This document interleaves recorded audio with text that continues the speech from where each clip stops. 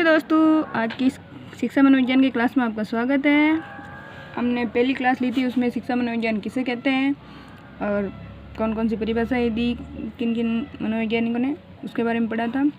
आज हम उससे आगे पढ़ेंगे। तो चलिए इसी के साथ क्लास की शुरुआत करते हैं।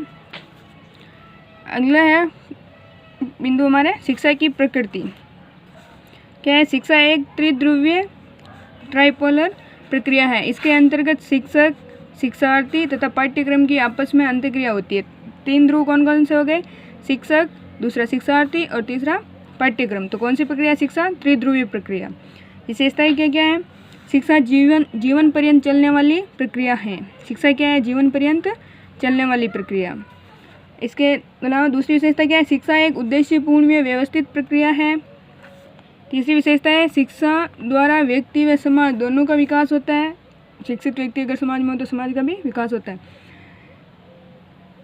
अगली विशेषता है शिक्षा द्वारा संतुलित विकास को दशा प्राप्त होती है।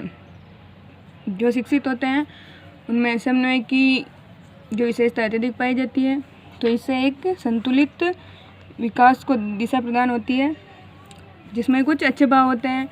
सभी का विकास की थोड़ जो होती है उसे लेकर चलते हैं और सभी का विकास करता है। तो इसलिए शिक्षा, ये जो विशेषताएं हैं आपको ऑप्शन देकर पूछ लिया जाता है कि जैसे शिक्षा जीवन पर्यंत चलने वाली प्रक्रिया नहीं है, उसमें पूछा जाता है कौन सा गलत है, या उद्देश्यपूर्ण व्यवस्थित प्रक्रिया नहीं है।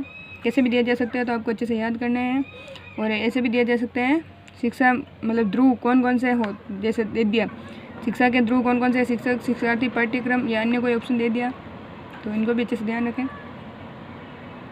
ये जो कक्षाएं हैं बीएड विद्यार्थी या जो बीएसटीसी कर रहे हैं उनके लिए भी इम्पोर्टेंट है, जिनके पाठ्यक्रम में ये टॉपिक लगता है शिक्षा मनोविज्ञान में। आगे का टॉपिक है शिक्षा के उद्देश्य बिंदु। शिक्षा के उद्देश्य कौन कौन से होते हैं? ज्ञान प्रदान करना। बौद्धिक विकास के लिए क्या है? ज्ञान आवश्यक है। दूसरा, व्यवसाय चुनने का उद्देश्य, जो व्यक्ति शिक्षा प्राप्त करता है उस कौन से सेक्टर में, जिसकी किसी की शिक्षक बनने की रुचि, किसी के डॉक्टर, ऐसे अलग अलग सेक्टर में जिनकी रुचि जिस सेक्टर में होती है, तो व्यवसाय चुनने का उद्देश्य। व्यक्तित्व का संतुलित विकास, शिक्षित व्यक्ति जो होते हैं उनके व्यक्तित्व का संतुलित विकास होता है। पूर्ण जीवन का उद्देश्य, फुलफिल्ड लाइफ, यह उद्देश्य किसके द्वारा प्रस्तुत किया गया? यह उद्देश्य स्पेंसर द्वारा प्रस्तुत किया। बहुत इंपॉर्टेंट है, एग्जाम में पूछा जाता है पूर्ण जीवन का उद्देश्य, शिक्षा से संबंधित पूर्ण जीवन का उद्देश्य किसने प्रस्तुत किया? तो स्पेंसर ने। इन्होंने पूर्ण जीवन के उद्देश्य के अंतर्गत 5 क्रियाएं सम्मिलित की हैं। कौन सी 5 क्रियाएं सम्मिलित की है? आत्म संरक्षण, पहला है आत्म संरक्षण। दूसरा है व्यवसाय का चुनाव, जो व्यक्ति शिक्षित होता है उनकी 5 क्रियाएं, आत्म संरक्षण, व्यवसाय का चुनाव। तीसरा है अपने घर के महत्वपूर्ण सदस्य होना, जैसे किसी की जॉब लग जाती है तो उसके घर में उसकी एक अलग ही वैल्यू या स्थान होता है, मतलब आदर बढ़ जाता है। तीसरा है, चौथा है समाज में अपना योगदान देना।